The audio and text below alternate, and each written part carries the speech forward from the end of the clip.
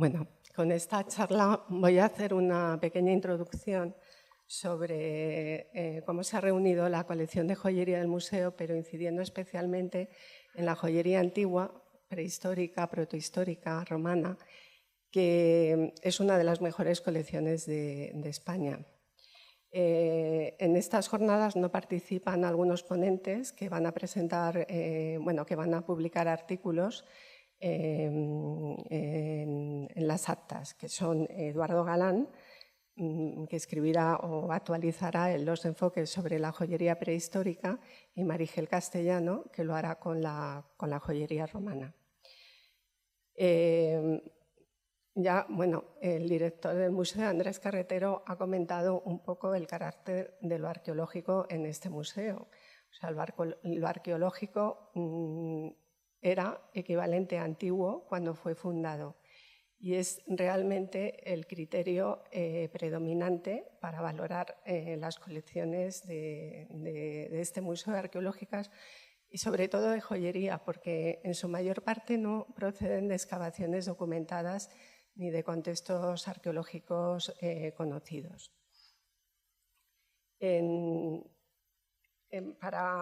Para la formación de esta colección, que al ser de joyas, pues se han encontrado en muchos casos formando partes de tesoros hallados de forma casual, fue determinante y muy importante y decisiva la Ley de Excavaciones de 1911, que obligó a entregar a los museos las joyas que se encontraban en tesoros, las monedas, y a partir de entonces también se ha observado en este museo como una mayor continuidad de ingresos ocasionados por esos hallazgos al azar que se tenían que entregar el Estado y el Estado los derivaba aquí. También ha sido fundamental la ley del 13 de mayo de 1933 sobre defensa, conservación y acrecentamiento del patrimonio histórico nacional, que canalizó la entrega a los museos de los materiales arqueológicos de excavaciones obtenidos en excavaciones documentadas y autorizadas. ¿Por qué? Porque hasta entonces realmente esos materiales pertenecían o bien al arqueólogo que los descubría, o bien a la entidad que financiaba la excavación, o bien al propietario del terreno. Entonces, ese problema derivó en que muchas de esas joyas se vendieran, se descontextualizaran y acabaran al final llegando a este museo por medio de compras, algunas de ellas. Hubo que esperar hasta la Ley de Patrimonio Histórico de 1985 para que fuera preceptiva la entrega a los museos de las comunidades autónomas de los tesoros y joyas, o sea, de las joyas encontradas en tesoros o en excavaciones autorizadas por las mismas comunidades y que no derivan ya hacia este museo, sino que se quedan en la misma comunidad autónoma donde se ha producido el hallazgo. Toda esta historia está jalonada, por supuesto, y está muy condicionada no solamente por toda esta evolución y por los hallazgos al azar, por las compras al azar también, ocasionales, también está condicionada por el expolio que todavía persiste y que ha hecho desaparecer muchas joyas, que han sido fundidas o que han sido sacadas al extranjero de forma fraudulenta. Por eso, yo creo que con esta charla van a captar perfectamente todo ese azaroso ingreso de joyas antiguas, azaroso, pero a lo largo de un siglo se pudo formar una colección bastante completa de joyería antigua, prehistórica, protohistórica y romana. Voy a comentar algunas de las principales piezas, no en orden de ingresos mezclando las épocas, sino estableciendo sectores cronológicos, pero no hay más remedio que cambiar la datación de las piezas, porque indudablemente los ingresos no no eran acordes a la datación de las piezas compradas o entregadas al museo.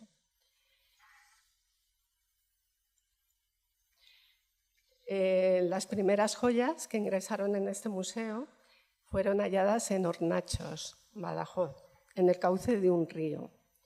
Se pensó que este tesoro había salido arrastrado por la corriente de una tumba romana. Fue comprado en 1877 por la Dirección General de Instrucción Pública y se dice que a un buhonero. Está constituido por un brazalete de oro del que penden 11 espirales de oro entrelazadas, 10 de sección circular y una de sección romboidal que se realizaron por medio de martillado. Con el tiempo y los repetidos hallazgos de espirales de oro en nuestra península, se ha comprobado que tienen una cronología muy amplia, si bien enmarcada en la Edad del Bronce. En la actualidad se cree que más que joyas propiamente dichas, eran dinero premonetal. Si bien las espirales forman parte de los hallazgos frecuentes de tesoros ocultos en la península, este brazalete es un ejemplo único. Fue supuestamente hallado en el siglo XIX en la Sierra de Alcudia. Nunca se supo en qué Sierra de Alcudia, pero se ha podido atribuir a la Alcudia. Se ha podido encontrar su origen en la Alcudia de Elche, Ciudad Real, o por lo menos se cree que es la más probable procedencia. Está formado por 10 brazaletes de oro martillados y unidos a remates mediante la técnica del refundido. Fue comprado en 1888 a Manuel Pérez Sánchez, quien vendió joyas de diferentes épocas a este museo durante el siglo XIX. En el bronce antiguo, los alambres de oro, o como los que hemos visto, se conseguían golpeando la pella de oro aluvial obtenido de los ríos y fundido en un crisol por medio de un martillo de piedra, directamente o a través de un cuero interpuesto entre el martillo y la pella de oro. La técnica del martillado es la técnica directa y la técnica del batido es la técnica que permitía conseguir láminas muy finas con las que se han realizado las primeras joyas peninsulares. Esta diadema es en realidad la primera joya encontrada en nuestro país, la más antigua, o sea, joya completa, y no pertenece a este museo, pero la tenemos que nombrar sin remedio. Bueno, además en este museo hay una reproducción porque no podía faltar en la exposición permanente. Se encontró en 1857 ceñida en el cráneo de un esqueleto masculino que formaba parte de un enterramiento colectivo descubierto en la cueva de Albuñol, Granada. Fue donada por Andrés Ildefonso de Urízar a los padres jesuitas de la Cartuja de Granada y cedida por estos al Museo Arqueológico de Granada. La cueva había sido descubierta en 1831 por buscadores de guano y explotada posteriormente para extraer plomo y el oro nativo asociado a las vetas de plomo, lo que implicó su continuo expolio. Con la misma técnica, el batido, fue realizada la diadema hallada en 1925 por un labrador en el paraje conocido como Estrecho de la Encarnación, en el término de Caravaca de la Cruz, en Murcia. Pero el vendedor de esta diadema al museo declaró que procedía de Ceguín, lo que causó una confusión que se ha mantenido durante bastante tiempo. Es una joya laminar, ahí no se ve bien, pero bueno, el círculo es cerrado, completo. Está recortada en lámina de oro y se cree que se llevaba rodeando la cabeza a la altura de la frente, por lo que el apéndice discoidal quedaría colocada sobre la nariz. Su grosor es de 2 milímetros. El apéndice está decorado con un sencillo puntillado realizado a punzón. Datada en el bronce medio, o primera mitad del segundo milenio antes de Cristo, corresponde a la cultura del Algar. En la excavación del poblado del Algar por los hermanos Siret, Luis y Enrique, se encontraron 3 diademas similares, pero de plata. Si bien pertenecen a varios museos extranjeros. Según los arqueólogos, Siret Estas diademas se habían encontrado en tumbas femeninas, por lo que se presupone que la diadema de Caravaca de la Cruz también sería de uso femenino. Como ejemplo excepcional de la técnica del martillado, conservamos en este museo el torques encontrado en El Viso, Córdoba. Está formado por un único alambre, o sea, un alambre martillado en una única pieza, una única pella de oro. Y fue encontrado estirado, lo que pasa que su descubridor lo dobló tal y como está, como lo ven. Aunque se cree que originalmente era circular, como son los torques, ¿no? Los collares rígidos que se ajustaban al cuello. Las paletas, que es como se llaman a los remates, están recortadas, están martilladas y recortadas. Y fue adquirido por el museo en 1936. Ese mismo año fue comprado este brazalete al anticuario Apolinar Sánchez Villalba, si bien había sido depositado en este museo en 1921 por el banquero Ignacio Bauer. Fue hallado en el siglo XIX en Estremoz, Évora, Portugal, por un labrador junto a otro objeto de oro que fue fundido. Este brazalete pasó por las manos de varios propietarios, entre ellos 2 plateros, antes de acabar en las manos de Bauer. Es un ejemplo excepcional del tipo de brazaletes llamados Estremoz Villena, hallados con frecuencia en yacimientos o tesoros del oeste peninsular, que están formados por aros moldurados y calados obtenidos por fundición a la cera perdida y también cortados y tallados a torno. Siguiendo el orden de los ingresos, tenemos que citar esta lámina doblada, que en realidad sería el exponente más antiguo del uso del oro para realizar joyas o apliques de oro de indumentaria o de otros complementos, y que data del Calcolítico. Estos restos de oro se descubren o se han descubierto en los enterramientos colectivos del Calcolítico, es decir, en las tumbas megalíticas, en los dolmen. Este procede en concreto del dolmen de la Pastora, que fue excavado, que fue descubierto en 1860, pero fue donado al museo en 1945 por la duquesa viuda de Unión de Cuba. Ya en los mismos años 40 del siglo pasado se empezaron a hallar una serie de tesoros que culminaron en los años 70, como vamos a ver, con piezas muy significativas sobre lo que fue el uso del oro en la Edad del Bronce. Estas piezas pertenecen al tesoro encontrado en Bodonal de la Sierra, en Badajoz, que está formado por 19 piezas de oro, todas aplastadas y deformadas, y también con la particularidad de que corresponden a una tipología de torques de extremos ensanchados que no es propia de esta península, sino de las Islas Británicas y de Francia, por lo que se cree que estos torques debieron llegar a la península por medio de las redes comerciales atlánticas y aquí ser en algún momento destruidas para aprovechar el oro, ¿no? También estas ocultaciones de oro se hacían para reaprovechar el material, bien por orfebres locales o bien como dinero. Los torques peninsulares, típicos también del oeste, o sea, de Portugal, Extremadura, del final de la Edad de Bronce, son impresionantes porque están formados por barras de oro macizo fundidas en molde, martilladas, incisas o grabadas a buril, que tienen un gran peso.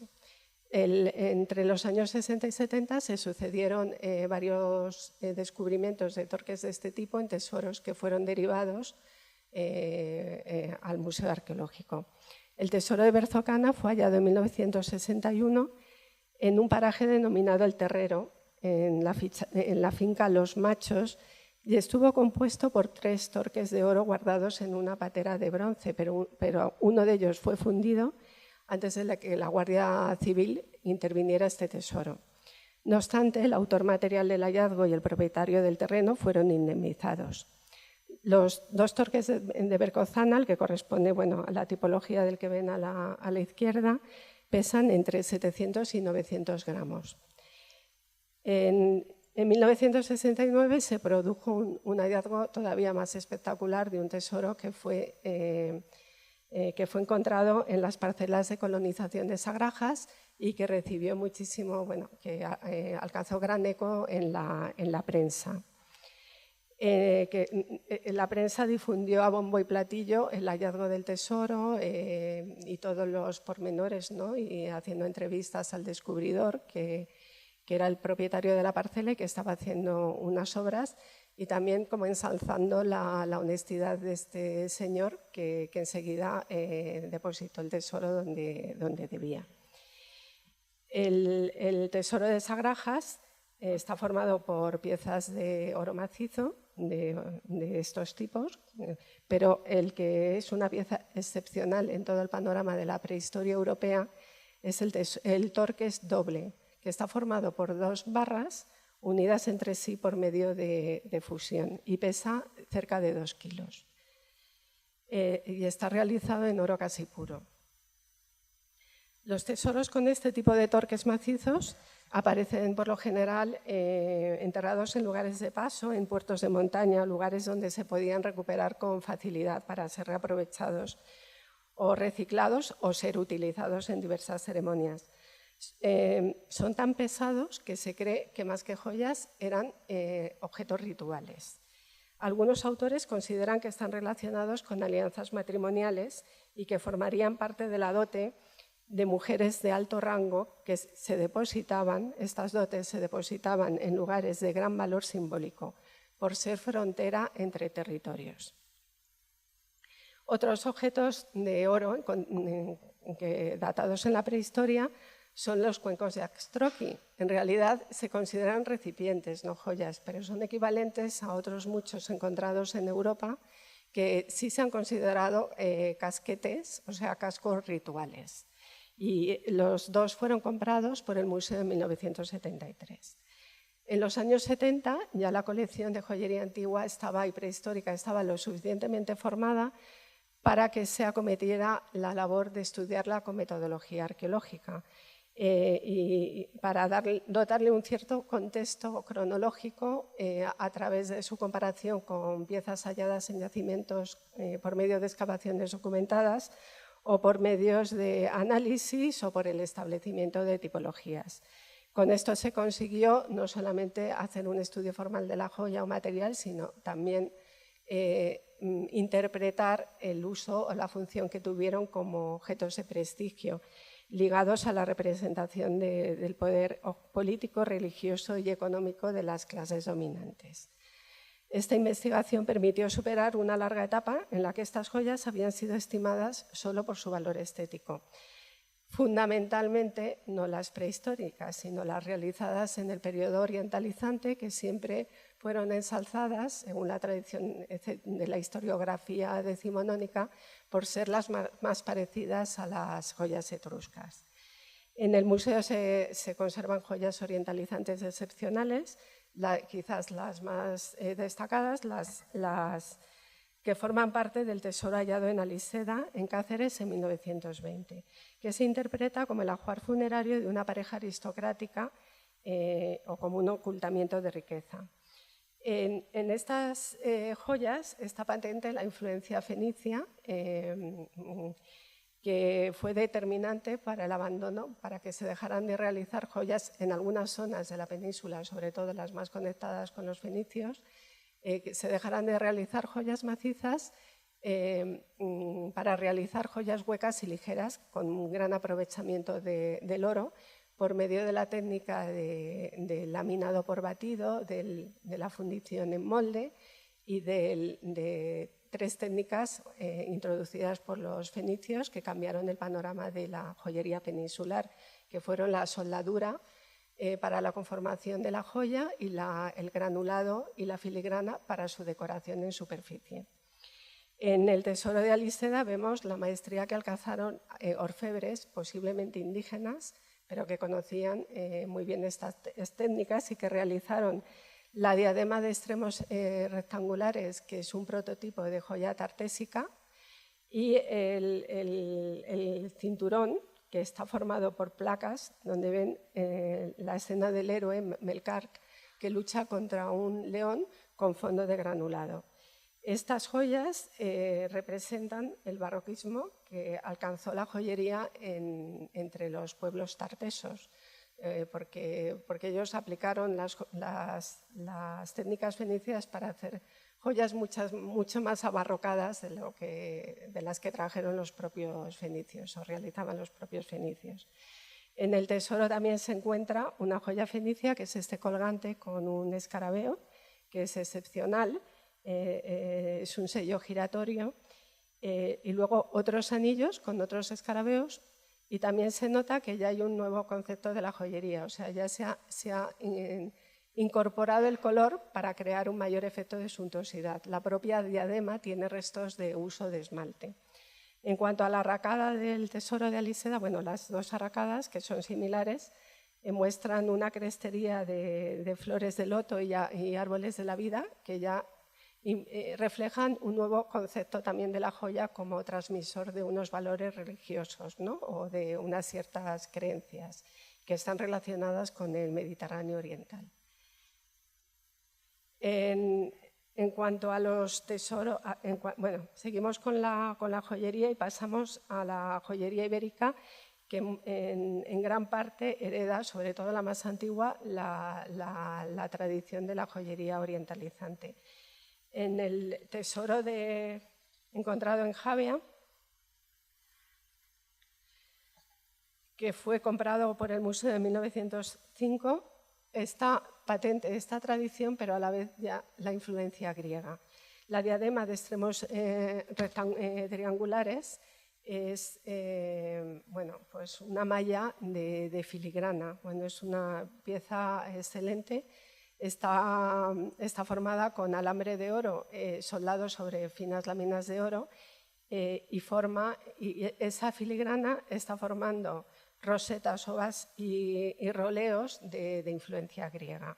Aparte, se ha encontrado en ese mismo tesoro se encuentra la fíbula anular de oro, que está colgada de una cadena realizada con la técnica loop in loop, que también es esencialmente fenicia. La tradición de la joyería orientalizante está patente en las arracadas de racimo, como está encontrada en Tutuji, que muestra ahí restos de soldadura, de la soldadura de los gránulos, en este caso realizada con una aleación de estaño y plata. Y luego aquí, bueno, en esta diapositiva se ve una arracada fenicia, o sea, de las dos encontradas en Cádiz, y otra ibérica con una figura, o sea, ya es un concepto, son las dos de la misma época, ¿no? Bueno, de cronología parecida, pero el concepto de la joyería es completamente diferente.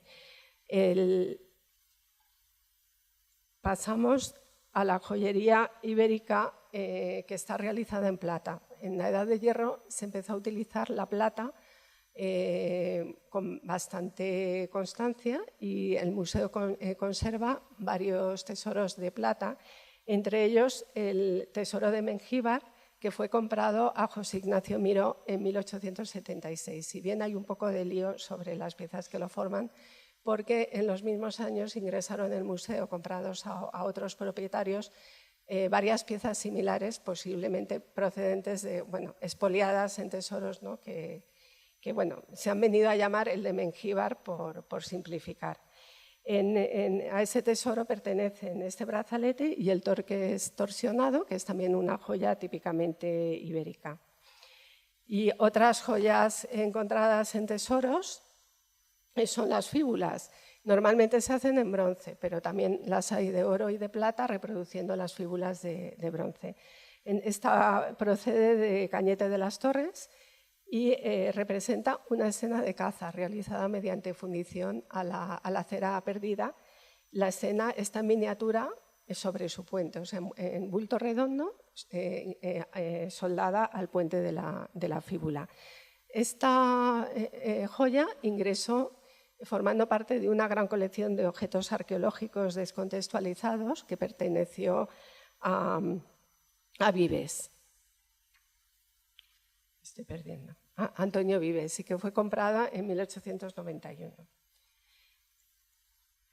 Pasamos a los celtíberos, que convivieron con los íberos y los celtas en el suelo peninsular durante la Edad de Hierro, y a ellos se les debe también muchas joyas especiales realizadas en plata o en bronce chapeado de oro, o como en este caso, con otros efectos hasta entonces singulares, como el sobredorado de la plata. Y el dorques que vemos al lado del brazalete del tesoro de Salvacañete es un torques muy especial porque es macizo, pero tiene los extremos huecos. Y en ellos se han metido pues, algunos objetos o bolitas o algo que permiten que suenen cuando se mueven. Se creen que eran objetos rituales, aparte de joyas, y son muy característicos de la cultura castreña. Estas dos piezas fueron compradas al museo, al anticuario Apolinar Sánchez Villalba, entre 1934 y 1941. En cuanto a la joyería castreña, destaca en la que se mantuvo más el uso del oro que el de la plata, más la tradición del uso del oro, destaca una nueva tipología de joya que es la diadema cinturón, o sea, es una pieza laminar repujada que podía ser utilizada como diadema o podía ser utilizada como cinturón, porque se cree que a través de esas anillas laterales se pasaban cintas. Estas proceden de Moñes y de Vega de Ribadeo. En Vega de Ribadeo también se encontró esta placa de cinturón. La diadema de Moñes tiene la particularidad de haber sido hallada en 1885, pero no ingresó en este museo hasta 1941, a cambio de algunas pinturas del Museo del Prado. O sea, quiero decir, es una de las diademas que salió del territorio español, vendida al extranjero, y que fue recuperada junto al tesoro de Guarrazar y la Dama de Elche por el Estado español en 1943, por intercambio de pinturas del Museo del Prado. Estaban todos esos conjuntos de piezas arqueológicas muy importantes para la historia española, estaban en Francia, en varios museos franceses. Pasamos a las joyas romanas. Me estoy extendiendo más, no sé si estoy ya, me estoy pasando un poco, ¿no? Sí, bueno, pues lo siento.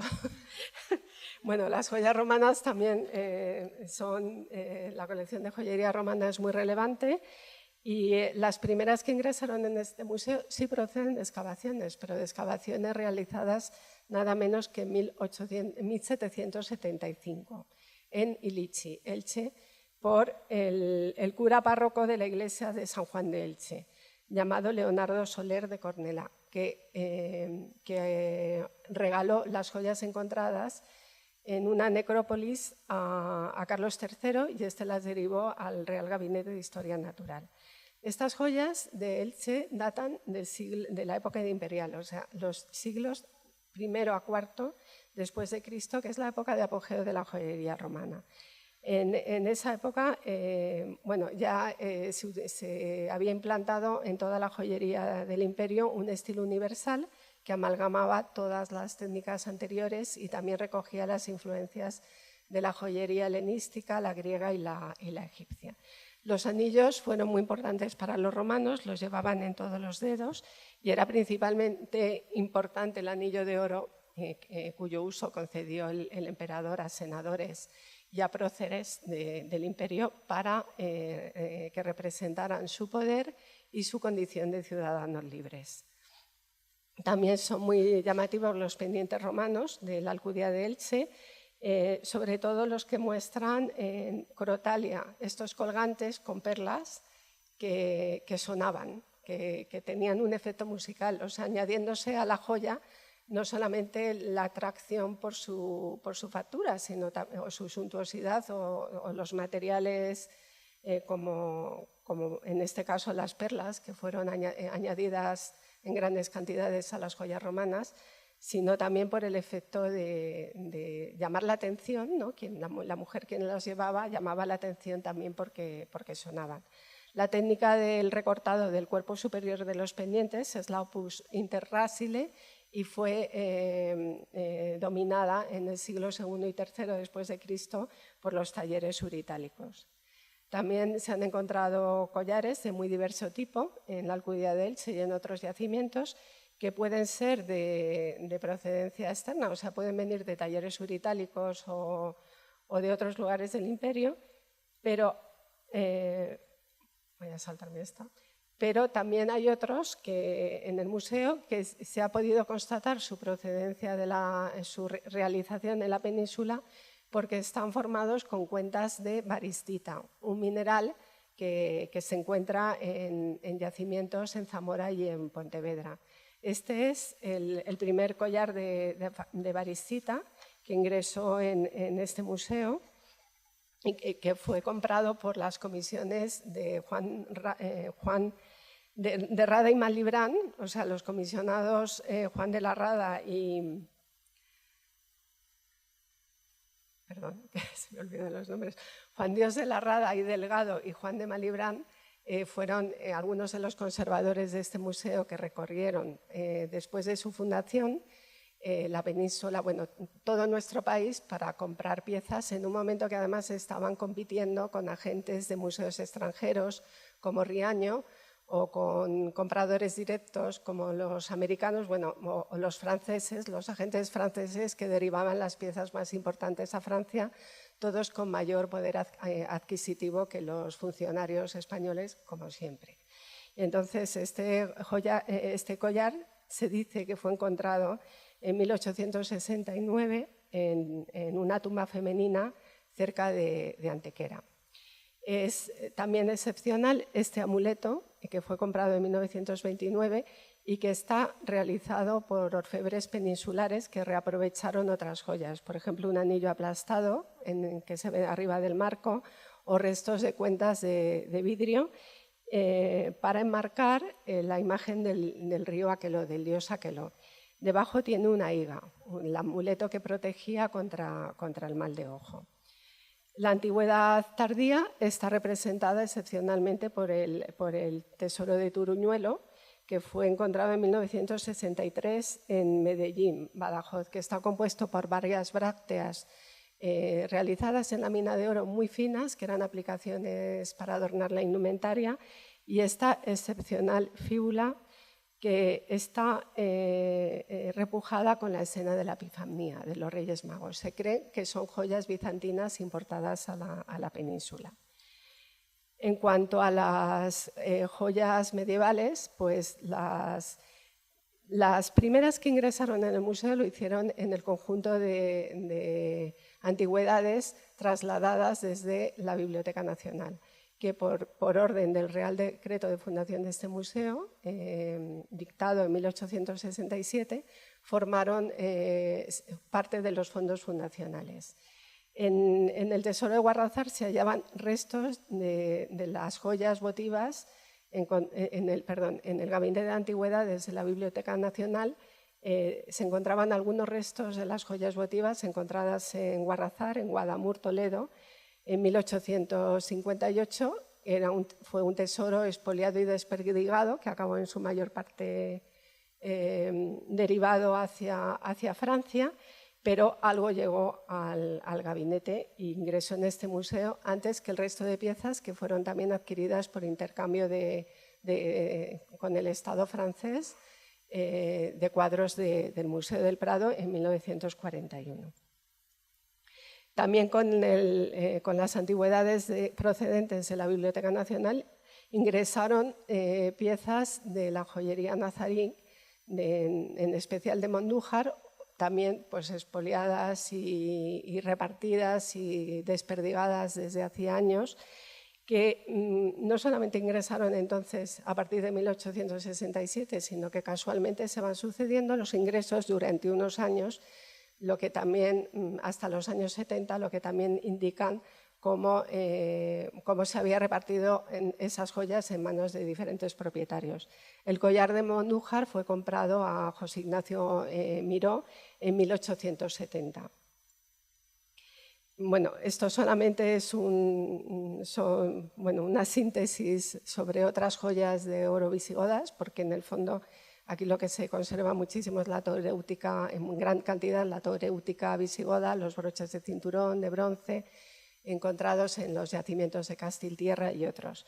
Pero con estos anillos pues podemos percibir que son de variados ingresos y muchos de procedencia desconocida, podemos percibir, ¿no?, el alcance de la joyería hispano-visigoda. Acabamos con esta insignia simplemente para introducir la joyería de la Edad Moderna, que también comenzó a ingresar en el museo a partir de lo que había sido reunido anteriormente en la Biblioteca Nacional. Muchas gracias por su atención.